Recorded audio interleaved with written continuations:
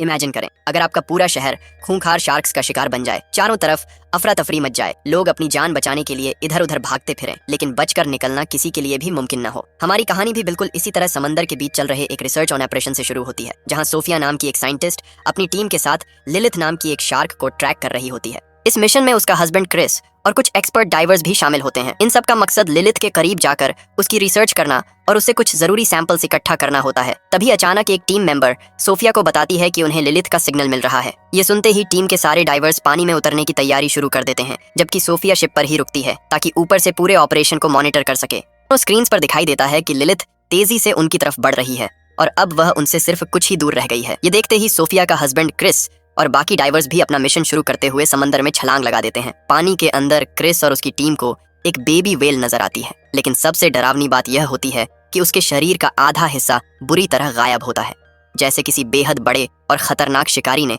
उसे पलक झपकते ही चीर कर खा लिया हो। यह देखकर क्रिस समझ जाता है कि यह किसी मामूली समुद्री जानवर का काम नहीं, बल्कि किसी बहुत बड़े प्रेडेटर का हमला है। और फिर अचानक उनके सामने इतनी बड़ी शार्क आ जाती है कि कुछ पल के लिए किसी को भी अपनी आंखों पर यकीन नहीं होता, क्योंकि सिर्फ 3 महीने पहले लिलिथ का आकार लगभग 2.5 मीटर था, जबकि अब वह 7 गुना ज्यादा बड़ी नजर आ रही होती है। पहले तो सबको लगता है कि शायद यह कोई दूसरी शार्क है, लेकिन जब वे उसके जिस्म पर लगा वही ट्रैकर देखते हैं जो उन्होंने 3 महीने पहले लगाया था, तब उन्हें यकीन हो जाता है कि यह वाकई लिलिथ ही है। इतना खौफनाक मंजर देखने के बाद किसी की भी हिम्मत नहीं होती कि वह लिलिथ के इतने करीब जाकर उसका सैंपल ले, लेकिन सोफिया इस बात पर अपने हस्बैंड क्रिस से जिद करने लगती है। मजबूरन क्रिस उसकी बात मान लेता है और धीरे धीरे लिलिथ के करीब पहुंच जाता है। वह कामयाबी से लिलिथ को सिरिंज लगाकर उसका सैंपल ले लेता है और वापस मुड़ने लगता है, लेकिन शायद किस्मत को कुछ और ही मंजूर होता है। अचानक पीछे से लिलिथ बिजली की रफ्तार से पलट कर आती है और क्रिस को एक ही झटके में निगल जाती है। इसके बाद वह बाकी डाइवर्स पर भी टूट पड़ती है और चंद ही लम्हों में उन्हें बेरहमी से टुकड़े टुकड़े कर देती है। जब शिप पर मौजूद सोफिया देखती है कि डाइवर्स का सिग्नल अचानक कट गया है और पानी के अंदर से चीखों की आवाजें आ रही हैं, लेकिन जेड उसे रोकने की पूरी कोशिश करती है, फिर भी सोफिया किसी की बात सुनने को तैयार नहीं होती। जैसे ही सोफिया पानी के अंदर पहुंचती है, उसकी नजर क्रिस के कटे हुए हाथ पर पड़ती है। यह मंजर देखकर उसके होश उड़ जाते हैं। वह फौरन पानी की सतह पर आकर सांस लेती है, लेकिन अपने हस्बैंड को बचाने की उम्मीद में दोबारा बिना डरे समंदर की गहराइयों की तरफ उतरने लगती है। कुछ ही पल बाद उसका सामना फिर से लिलिथ से होता है। इस वक्त लिलिथ बेहद गुस्से में होती है। वह बिजली की रफ्तार से सोफिया पर हमला करती है और उसे समंदर की गहराइयों की तरफ घसीटना शुरू कर देती है। उसकी रफ्तार इतनी ज्यादा होती है कि पानी का जबरदस्त दबाव सोफिया के कानों के पर्दे फाड़ देता है और उनसे खून बहना शुरू हो जाता है। इसी दौरान सोफिया की नजर एक जाल पर पड़ती है। वह फौरन अपना चाकू निकालती है और जाल को काटकर किसी तरह खुद को आजाद कर लेती है। इसके बाद वह पूरी ताकत से तैरते हुए वापस पानी की सतह की तरफ आ जाती है। इस वाकये को गुजरे हुए कई साल बीत चुके होते हैं। अब सीन सीधा पेरिस की मशहूर सेन रिवर पर शिफ्ट होता है, जहां पुलिस और सिक्योरिटी फोर्सेस की भारी नफरी तैनात होती है। दरअसल चंद ही दिनों बाद इसी नदी में ओलंपिक स्विमिंग रेस होनी थी, इसीलिए पूरे इलाके की सिक्योरिटी बहुत सख्त कर दी गई थी। दूसरी तरफ हमें सोफिया नजर आती है, जो अब पहले जैसी नहीं रही थी। क्रिस और अपनी टीम को खोने के बाद उसने समंदर से जुड़ी तमाम रिसर्च मिशंस हमेशा के लिए छोड़ दिए थे। अब वह पेरिस के एक एक्वेरियम में टीचर के तौर पर काम करती थी, जहां वह बच्चों और टूरिस्ट्स को मरीन लाइफ और समुद्री मखलूक के बारे में मालूमात दी। लेकिन इतने सालों बाद भी उसका माजी उसका पीछा नहीं छोड़ता।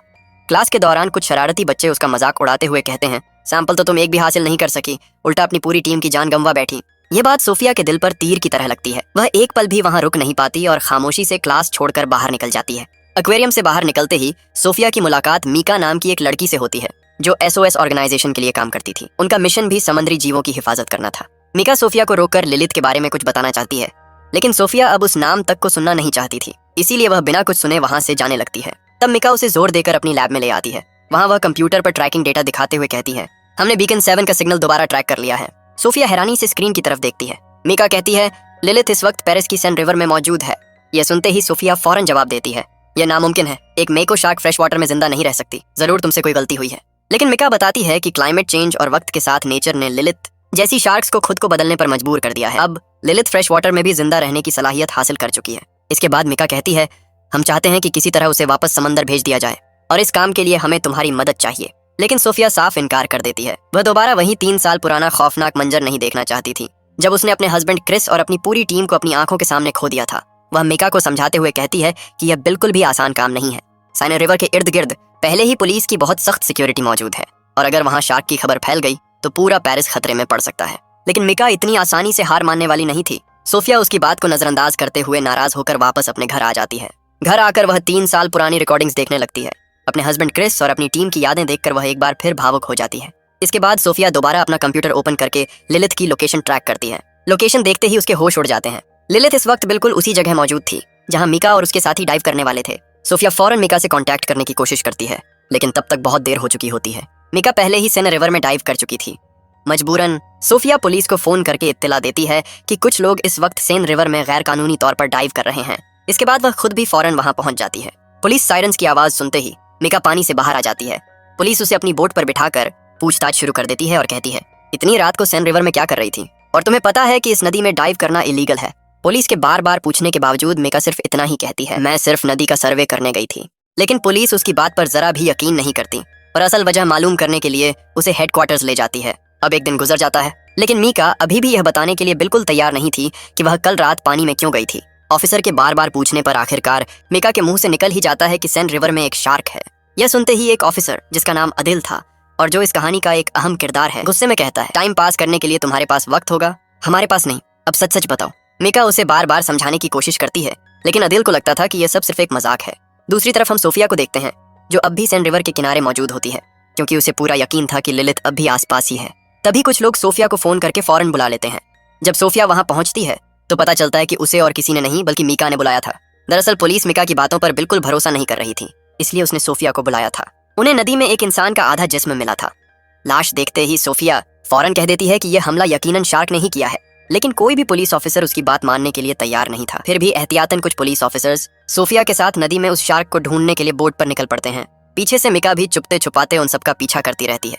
कुछ देर बाद वे लोग एक जगह जाकर अपनी बोट रोक देते हैं, जहां डाइवर्स तैयार होकर पानी में डाइव कर देते हैं। लेकिन अचानक लिलिथ के ट्रैकर बीकन का सिग्नल आना बंद हो जाता है, क्योंकि मीका ने अपनी दोस्त से कहकर जानबूझकर उस ट्रैकर को बंद करवा दिया था। मीका को डर था कि अगर पुलिस ने लिलिथ को ढूंढ लिया तो वे उसे मार देंगे, लेकिन मीका की इस हरकत की वजह से उन तीनों डाइवर्स की जिंदगी दांव पर लग जाती है। डाइवर्स किसी तरह अपनी जान बचाकर वापस बाहर आ जाते हैं और आदिल को बताते हैं कि इस नदी में वाकई कोई बहुत बड़ी चीज मौजूद है। ये सुनते ही आदिल अपना सारा गुस्सा सोफिया पर निकाल देता है। उसे लगता है कि ट्रैकर सोफिया ने ही जानबूझकर बंद करवाया था। ये इल्जाम सुनकर सोफिया नाराज हो जाती है और वहां से चली जाती है, क्योंकि उसने तो उल्टा उनकी मदद ही की थी। घर पहुंचकर आदिल सोफिया के बारे में रिसर्च करता है। तब उसे पता चलता है कि सोफिया एक एक्सपर्ट मरीन रिसर्चर है जो शार्क्स पर रिसर्च करती थी। इसी दौरान आदिल को यह भी मालूम होता है कि 3 साल पहले सोफिया ने एक मिशन के दौरान अपनी पूरी टीम खो दी थी। ये सब देखकर आदिल थोड़ा इमोशनल हो जाता है।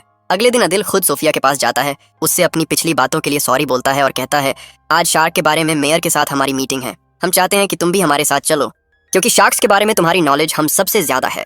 मीटिंग में मेयर उन सबकी बात सुनने के बाद कहती है, मुझे अफसोस है कि अब तक कई लोग अपनी जान गंवा चुके हैं, लेकिन हम इस इवेंट को कैंसिल नहीं कर सकते।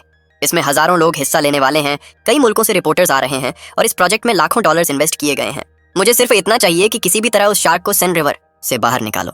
फिर रात को हम मीका और कई दूसरे लोगों को कैटाकोम्स के अंदर देखते हैं। मीका पानी में उतरने की तैयारी कर रही होती है। इतने में कैरो वहां आ जाती है। वह काफी घबराई हुई होती है और बार बार मीका को समझाने की कोशिश करती है कि यह जगह बहुत खतरनाक है, लेकिन मीका किसी की बात सुनने को तैयार ही नहीं होती। वह एक खास डिवाइस के साथ पानी में डाइव कर देती है। दरअसल यह डिवाइस शार्क्स को अपनी तरफ बुलाने के लिए पानी में छोड़ा गया था। दूसरी तरफ सोफिया और आदिल अपनी पूरी टीम के साथ पुराने कैटाकोम्स में पहुंच जाते हैं। वे मीका को जोर से आवाज देते हैं, फौरन पानी से बाहर निकलो और सब लोग यहाँ से निकल जाओ, क्योंकि यहाँ हर लम्हा जान का खतरा है। लेकिन मीका की बेवकूफी की कोई हद ही नहीं होती। अचानक पानी में जबरदस्त हलचल मचती है और वहाँ लिलिथ अपनी बेटी के साथ आ जाती है। शुरुआत में लिलिथ बिल्कुल पुरसुकून रहती है, जिससे मीका का हौसला और भी बढ़ जाता है। वह बेफिक्री से लिलिथ की बेटी पर हाथ फेरने लगती है, मगर यही उसकी जिंदगी की सबसे बड़ी गलती साबित होती है। पीछे से आदिल मीका को बचाने के लिए बिना कुछ सोचे पानी में डाइव कर देता है, लेकिन तब तक बहुत देर हो चुकी होती है। लिलिथ एक ही पल में मीका के जिस्म के 2 टुकड़े कर देती है। यह मंजर देखते ही वहाँ खड़े तमाम लोगों में अफरा तफरी मच जाती है। हर कोई अपनी जान बचाने के लिए इधर उधर भागने लगता है। इसी भगदड़ और हलचल के दौरान कई लोग अपनी जान से हाथ धो बैठते हैं, जिनमें कैरो भी शामिल होती है। जो लोग किसी तरह बच जाते हैं उनमें से ज्यादातर बुरी तरह जख्मी हो चुके होते हैं। किसी का हाथ कट चुका होता है तो किसी का पैर। अगली सुबह सोफिया और आदिल मेयर के पास जाते हैं और उसे बताते हैं कि इस नाकाम मिशन में कई पुलिस ऑफिसर्स और बेगुनाह लोग अपनी जान गंवा चुके हैं। मेयर उनकी बात सुनने के बाद साफ इनकार कर देती है। वह कहती है, मैं इतना बड़ा फेस्टिवल कैंसिल नहीं कर सकती, इस पर बहुत ज्यादा पैसा और मेहनत लग चुकी है। दोनों समझ जाते हैं कि मेयर उनकी किसी भी बात को संजीदगी से नहीं ले रही। अदील कहता है, हम इस तरह हजारों बेगुनाह लोगों की जान को खतरे में नहीं डाल सकते। सोफिया भी उसकी बात से इत्तेफाक करती है और कहती है, अगर अथॉरिटीज कोई एक्शन नहीं ले रही तो अब हमें खुद ही कुछ करना होगा। इसके बाद सोफिया और आदिल मिलकर एक जबरदस्त प्लान तैयार करते हैं। इस प्लान को कामयाब बनाने के लिए आदिल अपनी टीम से भी मदद मांगता है। कुछ पुलिस ऑफिसर्स फौरन उसका साथ देने के लिए तैयार हो जाते हैं, जबकि बाकी ऑफिसर्स कहते हैं, हम तुम्हारे साथ अंदर नहीं आ सकते, लेकिन पीछे से पूरा बैकअप देंगे। इस तरह सब अपनी अपनी जिम्मेदारी संभाल लेते हैं और लिलिथ को रोकने के लिए ऑपरेशन की तैयारी शुरू हो जाती है। अदिल सबको अपना प्लान समझाते हुए कहता है, हमने 2 बॉम्ब एक्सपर्ट्स को बुलाया है, ये दोनों कैटाकोम्स के अंदर जाकर डायनामाइट सेट करेंगे। हमें सिर्फ 3 मिनट के अंदर अंदर वापस बाहर निकलना होगा, वरना धमाके के साथ हम भी अंदर ही फंस जाएंगे। सोफिया सबको बताती है कि उनके पास पावरफुल टॉर्चेस और एक स्पेशल डिवाइस होगा, जिसकी मदद से वे कुछ देर के लिए शार्क्स का ध्यान अपनी तरफ से हटा देंगे। इसी छोटे से मौके का फायदा उठाकर सबको फौरन बाहर निकलना होगा। अगर सब कुछ प्लान के मुताबिक हुआ तो धमाके के बाद कैटाकोम्स में मौजूद तमाम शार्क्स हमेशा के लिए खत्म हो जाएंगी। आखिरकार फेस्टिवल का दिन आ जाता है। सोफिया और अदील अपनी टीम के साथ कैटाकोम्स की तरफ रवाना हो जाते हैं, जबकि ऊपर मेयर को उनके सीक्रेट प्लान की जरा भी खबर नहीं होती। वह अब भी फेस्टिवल की तैयारियों और मीडिया इंटरव्यूज में मसरूफ होती है। पुल के ऊपर और पानी की सतह पर जगह जगह स्पेशल फोर्सेस तैनात होती हैं। आदिल, सोफिया और बाकी पुलिस ऑफिसर्स बॉम्ब एक्सपर्ट्स के साथ पानी में डाइव कर देते हैं। कुछ ही देर में बॉम्ब एक्सपर्ट्स कैटाकोम्स के अंदर जाकर तमाम डायनामाइट्स को सही जगह पर सेट कर देते हैं, लेकिन जैसे ही वे ऊपर पहुंचने वाले होते हैं, उनके होश उड़ जाते हैं। उनके बिल्कुल ऊपर हजारों शार्क्स तैर रही होती है। इतनी बड़ी तादाद देखकर एक ऑफिसर घबरा जाता है और कई शार्क्स फौरन उस पर टूट पड़ती हैं और चंद ही सेकंड्स में उसे बेरहमी से मार देती हैं। यह मंजर देखकर सभी लोग बुरी तरह डर जाते हैं। तब सोफिया सबको कहती है, बिल्कुल मत हिलो, अगर हम अलग हुए तो ये शार्क्स हम सबको मार डालेंगी। इसी दौरान एक ऑफिसर की नजर डायनामाइट एक्टिवेट करने वाले रिमोट पर पड़ती है। वह हिम्मत करके उसकी तरफ बढ़ता है, लेकिन शार्क्स उस पर भी हमला कर देती हैं। मरने से पहले वह रिमोट का बटन दबा देता है और तमाम डायनामाइट्स एक्टिवेट हो जाते हैं। ऊपर फेस्टिवल में मौजूद तमाम स्विमर्स भी इसी वक्त पानी में डाइव कर चुके होते हैं। नीचे कैटाकोम्स के अंदर एक के बाद एक धमाके होने लगते हैं। सोफिया और अदील किसी तरह अपनी जान बचाकर पानी की सतह तक पहुंच जाते हैं। सोफिया नीचे देखने की कोशिश करती है कि लिलिथ मरी है या नहीं, लेकिन अचानक लिलिथ उनके बिल्कुल सामने आ जाती है और अपनी जोरदार टक्कर से दोनों को हवा में उछाल देती है। खुशकिस्मती से सोफिया और अदील जिंदा बच जाते हैं, लेकिन अगले ही पल वे देखते हैं कि लिलिथ सीधा स्विमर्स की तरफ बढ़ रही है। वह एक स्विमर को पकड़कर हवा में उछालती है और सबके सामने उसे जिंदा ही निगल जाती है। ये देखते ही हर तरफ अफरा तफरी मच जाती है। स्विमर्स अपनी जान बचाने के लिए इधर उधर भागने लगते हैं। कोई पानी से बाहर निकलने की कोशिश करता है तो कोई बचने के लिए दूसरी तरफ तैरता है, लेकिन किसी के पास बचने का कोई रास्ता नहीं होता। दूसरी तरफ पुल पर तैनात आर्मी शार्क्स पर अंधाधुंध फायरिंग शुरू कर देती है। एक ऑफिसर उन्हें चीखकर वार्न करती है, पानी के अंदर अनएक्सप्लोडेड शेल्स मौजूद हैं, फायरिंग फौरन बंद करो। लेकिन आर्मी किसी की बात नहीं सुनती। सोफिया और अदिल भी उन्हें रोकने की पूरी कोशिश करते हैं, मगर तब तक बहुत देर हो चुकी होती है। गोलियां पानी के अंदर मौजूद शेल्स से टकरा जाती हैं और एक के बाद एक तमाम शेल्स एक्टिवेट होने लगते हैं। एक के बाद एक पानी के अंदर मौजूद तमाम शेल्स फटने लगते हैं। चंद ही लम्हों में इतने जबरदस्त धमाके होते हैं कि पूरा पेरिस तबाही की चपेट में आ जाता है। हर तरफ अफरा तफरी मच जाती है और शहर में एक खौफनाक सुनामी आ जाती है। बिल्डिंग्स गिरने लगती हैं और हजारों लोग अपनी जान गंवा देते हैं। इस तबाही के बावजूद सोफिया और अदील किसी तरह जिंदा बच जाते हैं। सोफिया बेहोश आदिल को संभालकर एक दीवार के सहारे ले आती है। कुछ देर बाद आदिल को होश आता है और वह धीमी आवाज में पूछता है, क्या हम अपने मकसद में कामयाब हो गए? क्या सारी शार्क्स मर गईं? लेकिन सोफिया कोई जवाब नहीं देती। आदिल हैरानी से इधर उधर देखता है और उसके होश उड़ जाते हैं। उनके आसपास अब भी हजारों शार्क्स तैर रही होती हैं। यहीं पर इस खौफनाक और दिल दहला देने वाली कहानी का एंड हो जाता है। दोस्तों, अगर आपको आज की फिल्म पसंद आई हो तो वीडियो को एक लाइक जरूर करें और कमेंट्स में बताइए कि अगली किस फिल्म की एक्सप्लेनेशन देखना चाहते हैं। हो सकता है अगली वीडियो आपकी ही पसंद की फिल्म पर हो। और अगर ऐसी ही जबरदस्त मूवी एक्सप्लेनेशंस देखना चाहते हैं तो चैनल को सब्सक्राइब करके बेल आइकॉन भी जरूर दबा दें, ताकि कोई भी नई वीडियो मिस ना हो।